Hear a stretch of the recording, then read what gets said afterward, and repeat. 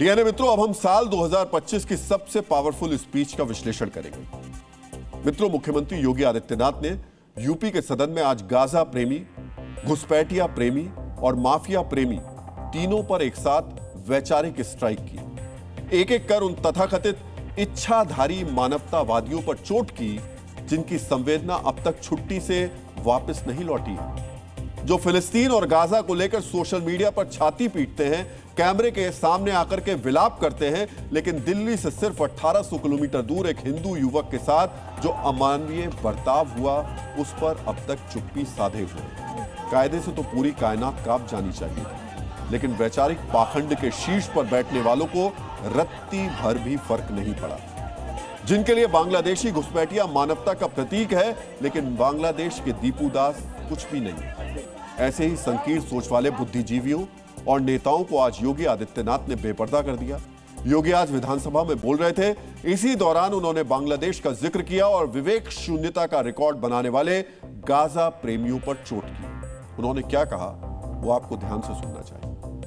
बांग्लादेश में एक दलित नौजवान को कैसे जला दिया गया।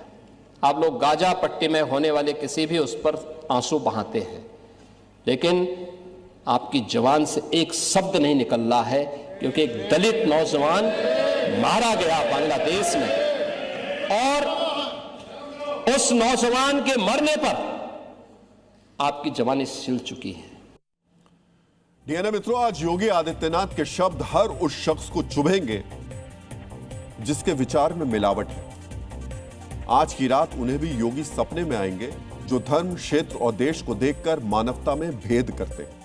आज योगी का धिक्कार उन्हें भी बेचैन कर देगा जिन्हें गाजा के लोगों का मानव मूल्य समझ में आता है, लेकिन पड़ोसी देश बांग्लादेश के हिंदुओं के मानवाधिकार को वो विदेश नीति की श्रेणी में रखने का छल करते हैं। योगी ने जो आज कहा उसके बाद 3 नाम की सबसे ज्यादा चर्चा है। नोट कर लीजिए वो नाम। पहला नाम है ममता बनर्जी का, जिनके राज्य की सीमा बांग्लादेश से सटी हुई है। बांग्लादेशियों के लिए विशेष प्रेम रखने वाली ममता बनर्जी ने दीपू दास के लिए अब तक एक भी शब्द नहीं बोला है। दीपू दास हत्याकांड के बाद वो एक्स पर 7 पोस्ट कर चुकी हैं, कैमरे पर भी आ चुकी हैं, लेकिन दीपू दास के लिए बोलना उन्होंने उचित नहीं समझा। और सुनिए, ममता बनर्जी ने क्रिसमस पर एडवांस में शुभकामनाएं दे दी हैं, लेकिन बांग्लादेश में हिंदुओं पर अत्याचार पर बोलने के लिए उनके पास शब्द कम पड़ गए। दूसरा नाम है असदुद्दीन ओवैसी, फिलिस्तीन प्रेमी क्लब के सबसे अहम सदस्य और स्वयंभू वैश्विक मानवतावादी, जो अक्सर अत्याचार के खिलाफ बोलते हैं। विशेषकर फिलिस्तीन गाजा में कुछ भी हो जाए तो यहां पर उनका आक्रोश उबलने लगता है, लेकिन दीपू दास के लिए उनके मन और जुबान पर चिंगारी भी सुलगती नहीं दिख रही है। तीसरा नाम है अखिलेश यादव का। यकीनन जब योगी बोल रहे थे तो उनके दिमाग में अखिलेश यादव भी होंगे। गाजा को लेकर अक्सर चिंतित दिखने वाले समाजवादी पार्टी के नेता को भी दीपू दास के साथ हुई क्रूरता से कोई फर्क पड़ता नहीं दिखाई दिया।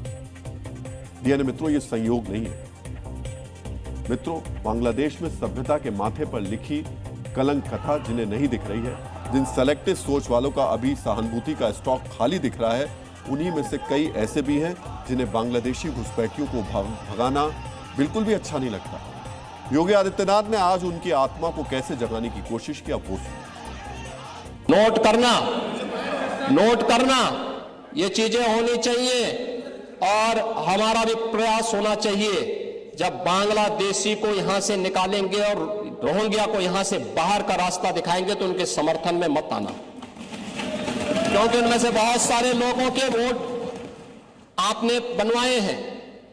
उनके बहुत सारे लोगों के लिए आधार भी बनवाने का पाप किया है आप लोगों ने।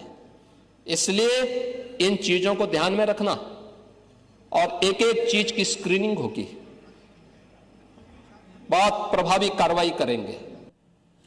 डीएनए मित्रों, उत्तर प्रदेश से घुसपैठियों को बाहर निकालने के लिए योगी किस मिशन के साथ लगे हुए हैं वो भी हम आपको बताना चाहेंगे।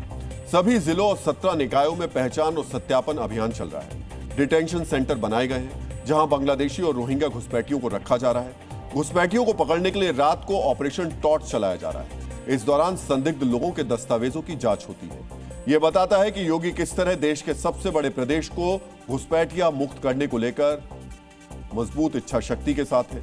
यही कारण है कि आज जब वो बोल रहे थे तब उनके शब्दों में सख्ती थी। सख्त शब्दों में उन्होंने हर उस शख्स की वैचारिक मरम्मत की जिन्होंने वोट बैंक की चिंता में नैतिकता का पिंडदान कर दिया। योगी ने माफियाओं और गुंडों से सहानुभूति रखने वालों पर भी चोट की। माफिया परस्त नेताओं पर योगी ने कैसे शब्दबाण चलाए, आपको वो भी सुनने चाहिए। माफिया के सामने झुकना मजबूरी थी। आप उन गुंडों और माफियाओं के सामने एक गरीब बेटे को न्याय नहीं दे सकते थे। न्याय कैसे होता है, ये हमारी सरकार ने तय किया। बेटी उस पक्ष की होगी, इस पक्ष की होगी, उसको न्याय मिलेगा, हर हाल में न्याय मिलेगा। अब ये वो यूपी है जो हर प्रदेशवासी को सुरक्षा की गारंटी तो देता है, लेकिन हर गुंडे को इसके लिए चेतावनी भी देता है कि सुधर जाओ, नहीं तो यमराज के यहां जाने के रास्ते भी खुले हुए हैं। डीएनए मित्रों, योगी ने उत्तर प्रदेश को माफिया मुक्त प्रदेश बनाने के लिए माफियाओं के विरुद्ध युद्ध छेड़ रखा है, वो चाहे किसी भी तरीके के माफिया हो। हम आपको एक आंकड़ा देना चाहेंगे। उत्तर प्रदेश में औसतन हर 5 घंटे में एक एनकाउंटर हुआ है, जिससे प्रदेश और क्राइम क्लीन इमेज बनाने में मदद मिली है। ऑपरेशन लंगड़ा चलाकर गुंडों और गैंगस्टर्स को पकड़ा गया है। माफियाओं की जबरन कब्जा की हुई 14,000 करोड़ रुपए की संपत्ति जब्त की गई है, जो गोवा, मिजोरम जैसे छोटे राज्यों के जीडीपी के बराबर है। मजहबी माफियाओं ने जो धार्मिक स्थल बनाकर जमीन पर कब्जा किया था, उसे तोड़ा गया। सिर्फ श्रावस्ती जिले में 100 से अधिक अवैध मदरसे, 5 मजारे और 2 ईदगाह ध्वस्त किए गए। नेपाल बॉर्डर पर माफियाओं ने नो माइंस जोन को कब्जा कर जो 350 से ज्यादा धार्मिक संरचनाएं खड़ी की थी, उन्हें हटा दिया गया।